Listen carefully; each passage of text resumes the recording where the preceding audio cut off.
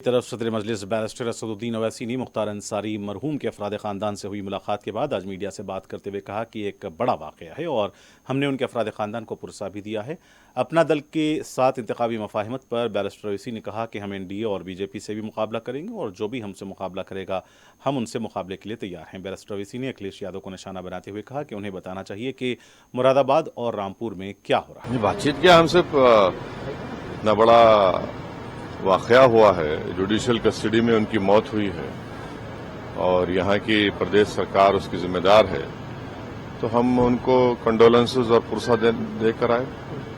कि वोट के लिए आप फर्क डालेंगे, आप NDA को मदद कर देंगे आपके अलावा? नहीं, हम दोनों से मुकाबला करेंगे, NDA से भी BJP से भी करेंगे और जो भी हमारे खिलाफ ओपोनेंट होगा, हमारे PDM खिलाफ, उससे मुकाबला करेंगे।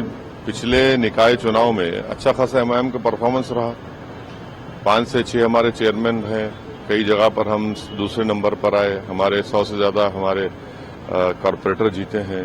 ऑर्गेनाइजेशन पे कंटिन्यूस काम चल रहा है शौकत साहब और हमारे तमाम लीडर्स की मेहनत की वजह से।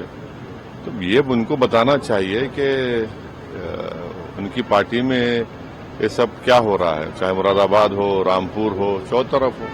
सर, आपने एक और बात एक जगह पे कही थी। चलिए आखिरी सवाल है, अब जाना है। अखिलेश यादव, हाँ, तो क्या आप जो मुरादाबाद में दो लोगों को टिकट देंगे, दो कैंडिडेट्स को बी फॉर्म देंगे, फिर रामपुर में उन्हीं का यूनिट कहता है कि हम बॉयकॉट करेंगे, चौथ तरफ उत्तर प्रदेश में उनका जो बुरा हाल है, तो उसी से हम कह रहे हैं।